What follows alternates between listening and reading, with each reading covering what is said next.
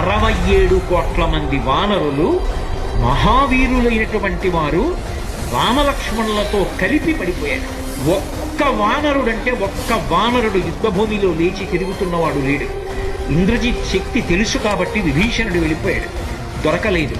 స్వామి హనుమ ఏ అస్త్రము చేత బంధింపబడదు కాబట్టి హనుమ ఒక్కరే ఉన్నారు.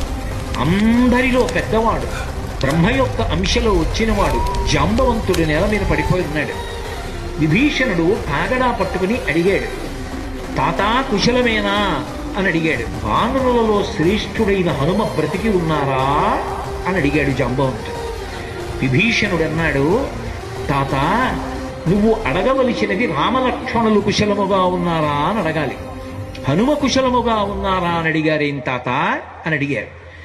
మొత్తం వానరులు రామలక్ష్మణులతో కలిసి పడిపోయినా కూడా నష్టం లేదు. హనుమ ఒక్కరు బ్రతికి ఉంటే మళ్ళీ అందరూ బ్రతుకుతారు.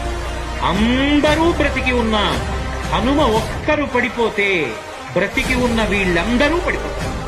అందుకే నేను హనుమ బ్రతికి ఉన్నారా అని అడుగుతున్నాను.